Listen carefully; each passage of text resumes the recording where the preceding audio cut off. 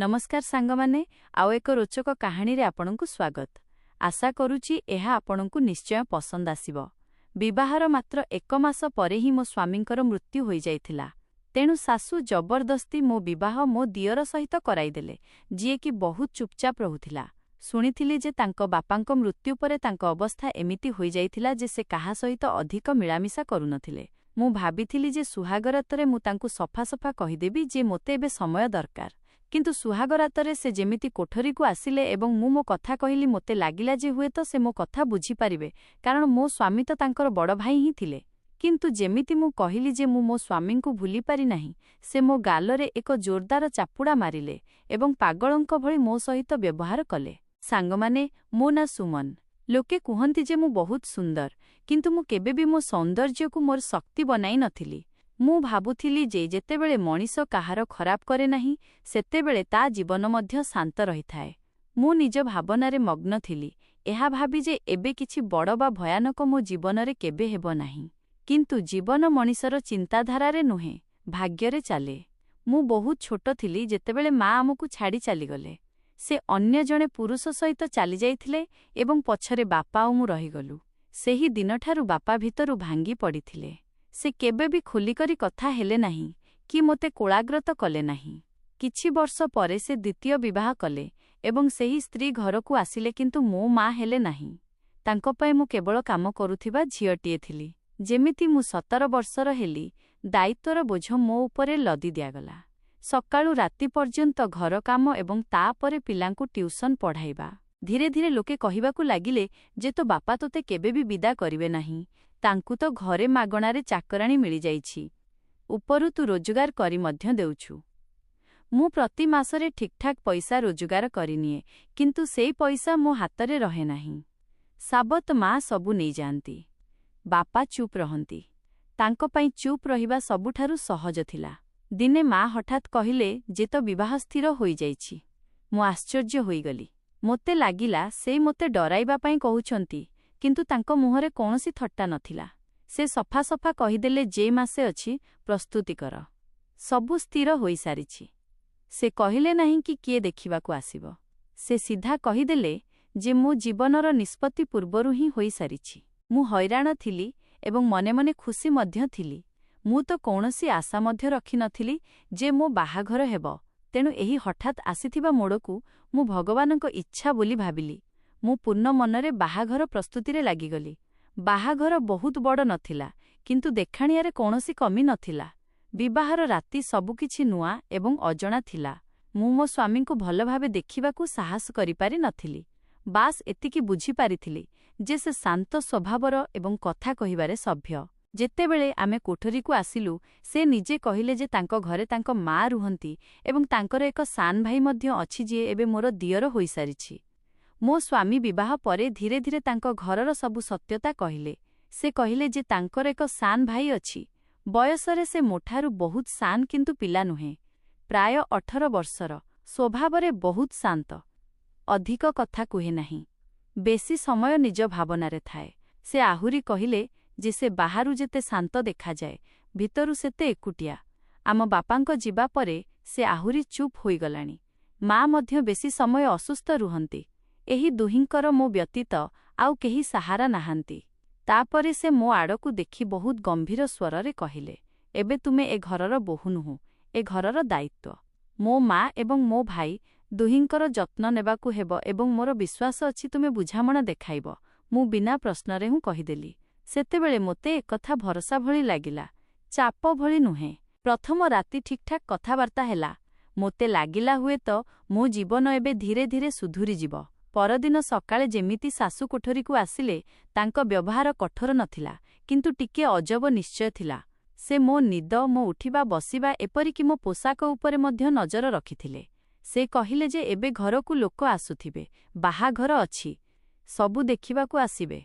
जहा किछि मुह देखारे मिलिबो ताहा घर खर्च पई देइदबो। एहा ही परंपरा। मु चुपचाप तांको कथा मानिनेली। किछि समय परे मोर दियर सहित ठीक भावे भेट हेला। से सामना चौकीरे बसिथिले, आखि माटी आड़कु हाथ पाखरे गुड़ा होइथिला। से मोते देखि बास हल्का हसिले, पुणी चुप होइगले। तांको मुहरे ना थिला सठता, ना बदमासी, ବାସ୍ ଏକ ଅଜବ ସଙ୍କୋଚ।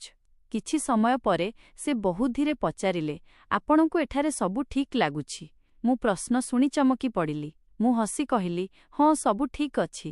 ସେ ମୁଣ୍ଡ ହଲାଇଲେ ଏବଂ ଆଉ କିଛି କହିଲେ ନାହିଁ। ଦିନରେ ସେ 2-4ଟି ସାମାନ୍ୟ ପ୍ରଶ୍ନ ପଚାରିଲେ। ଭାଇ କେତେବେଳେ ଘରକୁ ଆସନ୍ତି? ମାଆଙ୍କୁ କ'ଣ ପସନ୍ଦ? ଘରର ନିୟମ କ'ଣ? ପ୍ରଶ୍ନ ଏମିତି ଥିଲା ଯେମିତି କେହି ନୂଆ ସନ୍ତୁଳନ ଖୋଜୁଛି। ସନ୍ଧ୍ୟାରେ ମୁଁ ଏକଥା ମୋ ସ୍ୱାମୀଙ୍କୁ କହିଲି ଯେ ସେ ବହୁତ କମ୍ କଥା ହୁଅନ୍ତି ଏବଂ ଟିକେ ଅସ୍ୱାଭାବିକ ରୁହନ୍ତି। ମୁଁ ଅଭିଯୋଗ କରିନଥିଲି, ବାସ୍ ମୋର ଭାବନା ରଖିଥିଲି। ମୋ ସ୍ୱାମୀ ତୁରନ୍ତ ଭାବୁକ ହୋଇଗଲେ। ସେ କହିଲେ, ସେ ପିଲାଦିନରୁ ଏମିତି। ଅଧିକ କଥା କହିବା ତାକୁ ଆସେ ନାହିଁ। ସବୁ କିଛି ମନରେ ରଖିଥାଏ। ଯଦି ସେ ତୁମ ପାଖାପାଖି ରହୁଛି, ତାର ଅର୍ଥ ନୁହେଁ କି କିଛି ଭୁଲ ଅଛି। ତାକୁ ବସ୍ ଆପଣାର କର। ମୁଁ ଚାହୁଁନି ଯେ ତୁମେ ତାକୁ ସନ୍ଦେହ ନଜରରେ ଦେଖାଛି। ସେ ମୋ ସାନ ଭାଇ। ତାକୁ ବୁଝିବା ଦରକାର, ପରଖିବା ନୁହେଁ। ଠିକ୍ ଅଛି। ଦିନେ ସକାଳେ ଶାଶୁ ମୋତେ ଡାକୁଥିଲେ। ତାଙ୍କ ସ୍ୱରରେ ସବୁଦିନ ଭଳି ଆଦେଶ ନଥିଲା, ବରଂ ଜଲଦିର ଏକ ଝଲକ ଥିଲା। ମୁଁ ଉଠିବାକୁ ହିଁ ଯାଉଥିଲି, କିନ୍ତୁ ସ୍ୱାମୀ ମୋ ହାତ ଧରି ପକାଇଲେ। ସେ କହିଲେ, ଏବେ ଆଉ କିଛି ସମୟ ବସ। ସକାଳେ ଏତେ ଜଲ୍ଦି ଦୌଡ଼ିବାର କ'ଣ ଦରକାର? ତାଙ୍କ ସ୍ୱର ହାଲକା ଥିଲା, କଥା ମଧ୍ୟ ସାମାନ୍ୟ ନଥିଲା। ସେ ବାସ୍ ଏତିକି କହିଲେ ଯେ ନୂଆ ବାହାଘର, ଜଣେ ଅନ୍ୟକୁ ବୁଝିବା ପାଇଁ ସମୟ ଦରକାର। ମୁଁ ମନେ ପକାଇଦେଲି ଯେ ଆପଣଙ୍କ ମା ମୋତେ ଡାକୁଛନ୍ତି ଏବଂ ଘରର କାମ ଅଛି। ଘଣ୍ଟାରେ ଓଟା ବାଜୁଥିଲା। ଏହା କୌଣସି ଦ୍ୱିପହରର ଅବସର ସମୟ ନଥିଲା, କିନ୍ତୁ ସେଇ କଥା ଏଡ଼ାଇ ଚାଲିଲେ। ଶେଷରେ ଯେତେବେଳେ ମୁଁ ରୋଷେଇ ଘରେ ପହଞ୍ଚିଲି, ଶାଶୁଙ୍କ ମୁଡ୍ ଖରାପ ଥିଲା। ଅଧିକ କିଛି ନ କହି ସେ ମୋତେ କାମରେ ଲଗାଇଦେଲେ। ଦିନସାରା ତାଙ୍କ ଅସନ୍ତୋଷ ମୋତେ କଷ୍ଟ ଦେଉଥିଲା। ଧୀରେ ଧୀରେ ମୋତେ ଅନୁଭବ ହେଲା ଯେ ଏ ଘରର ଲୋକ ଉପରୁ ଯେତେ ଶାନ୍ତ ଦେଖାଯାଉଛନ୍ତି, ଭିତରୁ ସେତେ ଜଟିଳ। ଶାଶୁ କେବେ କିଛି କୁହନ୍ତି ନାହିଁ, କିନ୍ତୁ ତାଙ୍କ ଚୁପଚାପ ରହିବାରେ ତାତ୍ସଲ୍ୟ ଲୁଚି ରହିଥାଏ। ଦିନେ ସେ ହଠାତ୍ କହିଲେ ଯେ ମୁଁ ଆସିବା ପରେ ତାଙ୍କ ପୁଅ ବଦଳି ଯାଇଛି। ଏବେ ସେ ପ୍ରତି କଥା ମୋତେ ପଚାରୁଛି। ମୁଁ ସଫେଇ ଦେଲି ଯେ ମୁଁ ତ କେବଳ ଘର କାମ କରେ, କାହାକୁ ଅଟକାଉ ବା ଭୁଲ ବାଟରେ ନେଉ ନାହିଁ। କିନ୍ତୁ ତାଙ୍କ ଆଖିରେ ସନ୍ଦେହ ଥିଲା। ମୋ ସ୍ୱାମୀ ମୋତେ ବୁଝାଇଲେ ଯେ ମା ତାଙ୍କ ଜୀବନରେ ବହୁତ କିଛି ସହିଛନ୍ତି, ତେଣୁ ତାଙ୍କ ସ୍ୱଭାବ ଏମିତି ହୋଇଯାଇଛି। ସେ ମୋତେ ସଫା କହିଲେ ଯେ ମାଆଙ୍କୁ ଖୁସି ରଖିବା ମୋ କାମ। ବାଦ ବିବାଦରେ ଘରର ପରିବେଶ ଆହୁରି ଖରାପ ହେବ। ମୁଁ ଚୁପ୍ ହୋଇଗଲି। ମୁଁ ସ୍ଥିର କଲି ଯେ ଯେତେ ଦୂର ସମ୍ଭବ ମୁଁ କାହା ସହିତ ଝଗଡ଼ା କରିବି ନାହିଁ, ମନ ଦେଇ କାମ କରିବି। ଦିନେ ଦିଅର ପ୍ରଥମ ଥର ମୋ ପାଖରେ ଆସି ବସିଲେ। ସେ ସେମିତି ଶାନ୍ତ ଥିଲେ, କିନ୍ତୁ ତାଙ୍କ ପ୍ରଶ୍ନରେ କିଛି ଏମିତି ଥିଲା ଯାହା ମୋତେ ପୁଣି ଅସ୍ୱାସ୍ଥିରେ ପକାଇଦେଲା। ସେ କହିଲେ, ଭାଉଜ, ଆପଣ ରାତିରେ ଜଲଦି ଶୋଇଯାଆନ୍ତି ନା? ମୁଁ କହିଲି, ହଁ, ମୋତେ ଜଲ୍ଦି ନିଦ ଲାଗେ। ସେ ଟିକେ ହସିଲେ, କିନ୍ତୁ ସେ ହସରେ ମିଠା ନଥିଲା। ପୁଣି ସେ କହିଲେ, ଆପଣଙ୍କ କୋଠରୀର କାନ୍ଥ ବହୁତ ପତଳା। ମୁଁ ପ୍ରାୟତଃ ସବୁ ଶୁଣିପାରେ। ଯେତେବେଳେ ଆପଣ ଓ ଭାଇ କଥା ହୁଅନ୍ତି, ମୁଁ ଡରିଗଲି। ମୁଁ କହିଲି, ତୁମେ କ'ଣ ମୋ କୋଠରୀରେ ବସ? ସେ ବାସ୍ ଶାନ୍ତ ରହିଲେ। ପୁଣି କହିଲେ, ମୁଁ ବସେ ନାହିଁ, ଶୁଣିନିଏ। ଆପଣ ଚିନ୍ତା କରନ୍ତୁ ନାହିଁ, ମୁଁ ବାସ୍ ଶୁଣିନିଏ। ମୋ ହୃଦୟର ସ୍ପନ୍ଦନ ବଢ଼ିଗଲା। ମୋତେ ବୁଝା ପଡ଼ୁନଥିଲା ଏ କଥା କେଉଁ ପ୍ରକାରର। ଏହା ତ ଆଦୌ ସାମାନ୍ୟ ନଥିଲା। ମୁଁ ପ୍ରଶ୍ନ କଲି, ତୁମେ ଏସବୁ କାହିଁକି କହୁଛ? ସେ ପୁଣି କିଛି ସମୟ ଚୁପ୍ ରହିଲେ। ପୁଣି କହିଲେ, କାରଣ ମୁଁ ଦେଖୁଛି ଯେ ଆପଣ ସତରେ ଏକୁଟିଆ ଏବଂ ଏକୁଟିଆ ଲୋକ ପ୍ରାୟତଃ ବହୁତ କିଛି ଲୁଚାଇଥାନ୍ତି। ମୁଁ କହିଲି, ମୁଁ କିଛି ଲୁଚାଏ ନାହିଁ। ସେ ହଠାତ୍ ହସିଲେ, କିନ୍ତୁ ସେ ହସରେ କୌଣସି ଗମ୍ଭୀରତା ନଥିଲା। ପୁଣି କହିଲେ, ଆଚ୍ଛା, ଗୋଟେ କଥା କୁହନ୍ତୁ, ଯଦି କାହା ଘରେ ରାତିରେ ହଠାତ୍ କିଛି ଶବ୍ଦ ହେଲା, ତେବେ ଆପଣ କ'ଣ ଭାବିବେ? ମୁଁ କହିଲି, କୌଣସି ମୂଷା ବା ପବନର ଶବ୍ଦ ହୋଇଥିବ। ସେ ଧୀରେ କହିଲେ, ନା, ମୁଁ ତ ଭାବେ ଯେ କେହି ଭିତରୁ ଖୋଲି ଦେଖୁଛି। ମୋ ନିଶ୍ୱାସ ଅଟକିଗଲା। ମୋତେ ଲାଗିଲା ଯେ ମୋ ସାମ୍ନାରେ ବସିଥିବା ଏହି ମଣିଷ ସାମାନ୍ୟ ନୁହେଁ। ସେଦିନ ରାତିରେ ଯେତେବେଳେ ମୁଁ ବାସନ ମାଜି କୋଠରୀକୁ ଯାଉଥିଲି, ମୋ ମୁଣ୍ଡରେ ଦିଅରଙ୍କ କଥା ବାରମ୍ବାର ବୁଲୁଥିଲା। ସେ ଯାହା କହୁଥିଲେ, ତାହା ଆଦୌ ଜଣେ ସାଧାରଣ ଲୋକ ଭଳି ନଥିଲା। ମୁଁ ନିଜକୁ ନିଜେ ଭାବିବାକୁ ଲାଗିଲି, କ'ଣ ଏ ସେଇ ମଣିଷ କି ଯିଏ ସବୁବେଳେ ଚୁପ୍ ରହୁଥିଲା? ଆଜି ସେ ମୋତେ ଏମିତି ପ୍ରଶ୍ନ କାହିଁକି ପଚାରିଲେ? ଏସବୁ ମୋ କଳ୍ପନା କି? ଏହି ଦ୍ୱନ୍ଦ୍ୱ ମଧ୍ୟରେ ମୁଁ କୋଠରୀରେ ପହଞ୍ଚିଲି। ମୋ ସ୍ୱାମୀ ପଛରୁ ମୋ ହାତ ଧରି କହିଲେ, ତୁମେ ଏତେ ସମୟ ଧରି କ'ଣ ଭାବୁଛ? ମୁଁ କେବେଠାରୁ ତୁମକୁ ଡାକୁଛି। ମୁଁ ଜାଗ୍ରତ ହେଲି ଏବଂ କହିଲି, ନା ନା, କିଛି ନାହିଁ, ବାସ୍ ଥକ୍କା ଲାଗୁଥିଲା। ମୋ ସ୍ୱାମୀ ଆଖିରେ ଚିନ୍ତା ନେଇ ପଚାରିଲେ, କ'ଣ ହୋଇଛି? ତୁମ ମୁହଁରେ କିଛି ଭାରିପଣ ଅଛି।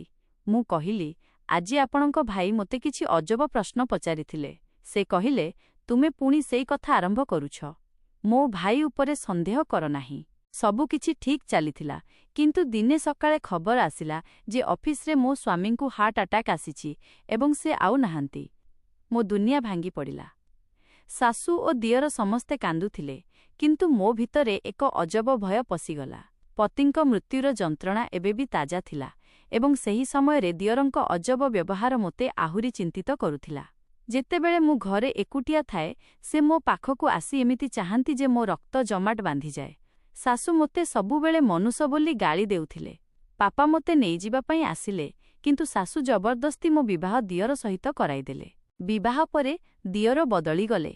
ସେ ମୋତେ କହିଲେ ଯେ ସେ ମୋତେ ପ୍ରଥମ ନଜରରେ ପସନ୍ଦ କରିଥିଲେ। ଯେତେବେଳେ ସେ ଦେଖିଲେ ମୁଁ ତାଙ୍କ ଭାଇଙ୍କ ସହିତ ଅଛି, ସେ ତାଙ୍କ ଖାଦ୍ୟରେ ବିଷ ମିଶାଇଦେଲେ। ଏକଥା ଶୁଣି ମୁଁ ସ୍ତବ୍ଧ ହୋଇଗଲି। ସେ ଆହୁରି କହିଲେ ଯେ ସେ ତାଙ୍କ ବାପାଙ୍କୁ ମଧ୍ୟ ସେହିଭଳି ମାରିଦେଲେ। ସେ ମୋତେ ଧମକ ଦେଲେ ଯେ ଯଦି କାହାକୁ କହିବି, ତେବେ ମୋ ଅବସ୍ଥା ଖରାପ ହେବ। ମୁଁ ତାଙ୍କୁ ଫସାଇବା ପାଇଁ କହିଲି ଯେ ମୁଁ ତାଙ୍କୁ ଭଲ ପାଏ ଏବଂ କ୍ଷୀର ନେଇ ଆସୁଛି ବୋଲି କହି କୋଠରୀ ବାହାରକୁ ଆସିଲି। ମୁଁ ବାହାରୁ କୋଠରୀକୁ କୁଣ୍ଡି ମାରିଦେଲି ଏବଂ ଶାଶୁଙ୍କୁ ଏସବୁ କହିବାକୁ ଗଲି। ଯେମିତି ମୁଁ ମୋ ଶାଶୁଙ୍କ କୋଠରୀକୁ ଗଲି ଏବଂ ସେମାନଙ୍କୁ ସବୁ ସତ୍ୟତା ଜଣାଇଲି, ତେବେ ସେ ଓଲଟା ମୋ ମୁହଁରେ ଚାପୁଡ଼ା ମାରିଲେ ଏବଂ କହିଲେ ଯେ ତାଙ୍କ ପୁଅ ଯାହା କହୁଛି ମୁଁ ସେମାନଙ୍କ କଥା ମାନିବା ଉଚିତ। ମୁଁ କହିଲି, ଆପଣ କ'ଣ ପାଗଳ ହୋଇଗଲେଣି? ଠିକ୍ ଅଛି, ଆପଣ ମୋତେ ଜଣେ ପାଗଳ ସହିତ ବାନ୍ଧି ରଖୁଛନ୍ତି, ଯିଏ ଆପଣଙ୍କ ସ୍ୱାମୀ ଏବଂ ଆପଣଙ୍କ ପୁଅକୁ ମଧ୍ୟ ହତ୍ୟା କରିସାରିଛି। ଏହି କଥା ଶୁଣିବା ମାତ୍ରେ ସେ କହିବାକୁ ଲାଗିଲେ, ମୁଁ ସବୁ ଜାଣିଛି, କିନ୍ତୁ ମୋ ପାଖରେ ଏବେ ଆଉ କୌଣସି ସାହାରା ନାହିଁ। ମୁଁ ମୋର ପୁଅକୁ ହରାଇବାକୁ ଚାହେଁ ନାହିଁ। ତେବେ ମୁଁ ଚିତ୍କାର କରୁ କରୁ କହିଲି ଯେ ଏହାର ଅର୍ଥ ଆପଣ ମୋ ଜୀବନ ବରବାଦ କରୁଛନ୍ତି। ଆପଣ ମୋତେ କଣ୍ଢେଇ କରି ତା ସାମ୍ନାରେ ପେଶ୍ କରୁଛନ୍ତି। ଆପଣ ଜାଣନ୍ତି ଯେ ସେ କେତେ ଭୟଙ୍କର ହୋଇସାରିଛି। ସେ ମାନସିକ ରୋଗୀ ଏବଂ ପାଗଳ ହୋଇଯାଇଛି, କିନ୍ତୁ ତାକୁ ଚିକିତ୍ସାର ଆବଶ୍ୟକତା ଅଛି। ସେହି ସମୟରେ ମୋ ଶାଶୁ କାନ୍ଦି କାନ୍ଦି କହିବାକୁ ଲାଗିଲେ ଯେ ମୁଁ କିଛି କହିପାରିବି ନାହିଁ। ଯଦି ସେ ତୁମକୁ ନ ପାଏ, ତେବେ ସେ ନିଜକୁ କିଛି କରିଦେବ ଏବଂ ମୁଁ ତାକୁ ହରାଇବାକୁ ଚାହେଁ ନାହିଁ। ମୋ ଜୀବନର ସାହାରା ସେଇ। ଯଦି ମୁଁ ଏହି କଥା ପୋଲିସକୁ କିମ୍ବା ଆଉ କାହାକୁ କହିବି, ତେବେ ସେମାନେ ତାକୁ ଗିରଫ କରି ନେଇଯିବେ। ସେଥିପାଇଁ ମୁଁ ଯାହା କହୁଛି ତାହା କର। ତେବେ ମୁଁ ଚିତ୍କାର କରି କହିଲି ଯେ ନା, ମୁଁ କାହା ପାଇଁ କଣ୍ଢେଇ ନୁହେଁ। ମୁଁ କାହା ସହିତ ଏମିତି ରହିପାରିବି ନାହିଁ, ବିଶେଷ କରି ଯିଏ ମୋ ସ୍ୱାମୀଙ୍କର କତଲ କରିଛି। ଏହା କହି ମୁଁ ଆଗକୁ ବଢ଼ିବାକୁ ଲାଗିଲି। ଠିକ୍ ସେତିକିବେଳେ ମୋ ଶାଶୁ ପଛରୁ ଗର୍ଜନ କରି କହିବାକୁ ଲାଗିଲେ ଯେ ତେବେ କୁଆଡ଼େ ଯିବୁ? ତୋର ସାବତ ମା' ତୋତେ ସେ ଘରେ ରହିବାକୁ ମଧ୍ୟ ଦେବ ନାହିଁ ଏବଂ ତୋ ପିତା ମଧ୍ୟ ତୋ ସାବତ ମା'ଙ୍କ କଥା ହିଁ ମାନିବେ। ସେଥିପାଇଁ ମୁଁ ଯାହା କହୁଛି ତାହା କର। ଶାଶୁଙ୍କ କଥା କେଉଁଠି ନା କେଉଁଠି ସତ ମଧ୍ୟ ଥିଲା। ମୋ ପାଖରେ ଯିବା ପାଇଁ କୌଣସି ରାସ୍ତା ମଧ୍ୟ ନଥିଲା। ମୋ ଆଖିରୁ ସେହି ସମୟରେ ଲୁହ ବାହାରିବାକୁ ଲାଗିଲା। କିନ୍ତୁ ମୁଁ ଭାବି ନେଇଥିଲି ଯେ ଏବେ ମୁଁ ଆଉ ମଜବୁର ହେବି ନାହିଁ। ମୁଁ କାହା ପାଇଁ ନିଜର ବଳି ଦେବି ନାହିଁ। ମୁଁ ଚୁପଚାପ ନିଜ ଶାଶୁଙ୍କ କଥା ନ ଶୁଣି ମୋର ପୂର୍ବତନ ସ୍ୱାମୀଙ୍କ କୋଠରୀକୁ ଚାଲିଗଲି ଏବଂ ଯାହା ବି ମୋର ଜରୁରୀ ସାମଗ୍ରୀ ଥିଲା ତାହାକୁ ମୁଁ ବ୍ୟାଗରେ ପ୍ୟାକ୍ କଲି ଏବଂ କୋଠରୀର ଝରକାରୁ ଡେଇଁ ପଡ଼ିଲି।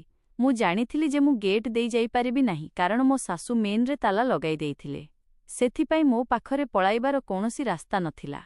ମୁଁ ମୋ ଜୀବନକୁ ଆଉ କୌଣସି ଦଳଦଳରେ ବଞ୍ଚିବାକୁ ଚାହୁଁନଥିଲି। ସେହି ରାତିରେ ମୁଁ ଏତେ ଜୋରରେ ସଡ଼କ ଉପରେ ଦୌଡ଼ୁଥିଲି ଯେମିତି ମାନେ ମୋ ଜୀବନ କେହି ମୋଠାରୁ ଛଡ଼ାଇ ନେଉଛି। ମୋ ପାଖରେ କୌଣସି ରାସ୍ତା ନଥିଲା। ମୁଁ ଆଉ କୁଆଡ଼େ ଯାଇ ମଧ୍ୟ ପାରିବି ନାହିଁ। ସେଥିପାଇଁ ଅନାଥ ଆଶ୍ରମରେ ଯିବାର ନିଷ୍ପତ୍ତି ନେଲି। ମୁଁ ରାତିରେ ଅନାଥ ଆଶ୍ରମ ପହଞ୍ଚିଲି ତ ସେଠାର ପୂରା ମାହୋଲ ଦର୍ଦଭରା ଥିଲା। ଛୋଟ ଛୋଟ କୋଠରୀ, ଭୋକିଲା ପିଲା ଏବଂ ସେମାନଙ୍କ ଆଖିରେ ଅଧୁରାଶା କାନ୍ଦ। ସେ ପିଲାମାନଙ୍କୁ ଦେଖି ମୋ ଆଖିରୁ ଲୁହ ବାହାରି ଆସିଲା। ମୋ ଜୀବନରେ ଯାହା କିଛି ବି ହୋଇଥିଲା, ଧୋକା, ତଙ୍ଗି ଏବଂ ମୋର ଭାଙ୍ଗିଯିବା, ସବୁକିଛି ଆଚାନକ ମୋ ସାମ୍ନାକୁ ଆସିଗଲା। ମୁଁ ସେଠାରେ ରହିବାର ନିଷ୍ପତ୍ତି ନେଲି ଏବଂ ଧୀରେ ଧୀରେ ପିଲାମାନଙ୍କୁ ସାହାଯ୍ୟ କରିବାକୁ ଲାଗିଲି। ଆଶ୍ରମ ତରଫରୁ ମୋତେ ଟିକେ ବହୁତ ସାହାରା ମିଳିଲା, ଖାଇବା, ରହିବା ପାଇଁ ଜାଗା ଏବଂ ଜରୁରୀ ଜିନିଷ। ମୁଁ ପିଲାମାନଙ୍କୁ ମାଗଣାରେ ପଢ଼ାଇବା ଆରମ୍ଭ କଲି ଏବଂ ସେମାନଙ୍କର ନିର୍ମଳ ଆଶାରୁ ମୋର ଜୀବନର ନୂଆ ମକସଦ ଖୋଜିପାଇଲି। ଏବେ 2 ବର୍ଷ ବିତିଯାଇଛି ଏବଂ ମୁଁ ଆଶ୍ରମରେ ରହି ପିଲାମାନଙ୍କର ଦେଖାଶୁଣା କରୁଛି। ପ୍ରତି ପିଲାର ଛୋଟ ଛୋଟ ଖୁସି ମୋ ପାଇଁ ବଡ଼ କାରଣ ପାଲଟି ଯାଇଛି। ସେମାନଙ୍କ ସହିତ ଖେଳିବା, ପଢ଼ିବା ଏବଂ ସେମାନଙ୍କର ମୁସ୍କାନ ଦେଖିବା ମୋତେ ପ୍ରତିଦିନ ଏକ ନୂଆ ଶକ୍ତି ଦିଏ। ମୁଁ ମୋର ପୁରୁଣା ଦର୍ଦ ଏବଂ ଧୋକାକୁ ସମ୍ପୂର୍ଣ୍ଣ ଭାବେ ଭୁଲି ତ ପାରିଲି ନାହିଁ, କିନ୍ତୁ ସେହି ପିଲାମାନଙ୍କ ନିର୍ମଳତା ଏବଂ ପ୍ୟାର ମୋ ଜୀବନକୁ ପୁଣି ଥରେ ଯିଇବା ଯୋଗ୍ୟ କରିଦେଲା। ସେମାନଙ୍କ ଖୁସିରେ ମୋତେ ମୋର ଖୁସି ମିଳିଲା ଏବଂ ଏଥିରୁ ମୁଁ ମୋ ଜୀବନକୁ ପୁଣି ଭଲ ମାନିବାକୁ ଲାଗିଲି। ତେବେ ବନ୍ଧୁଗଣ, ଏହା ଥିଲା ଆଜିର କାହାଣୀ। ଆପଣଙ୍କୁ ଏହି କାହାଣୀ କେମିତି ଲାଗିଲା? ଆମକୁ କମେଣ୍ଟ କରି ନିଶ୍ଚୟ ଜଣାଇବେ। ଭିଡିଓକୁ ଲାଇକ୍ କରନ୍ତୁ ଏବଂ ଚ୍ୟାନେଲକୁ ସବସ୍କ୍ରାଇବ୍ କରନ୍ତୁ। ଧନ୍ୟବାଦ।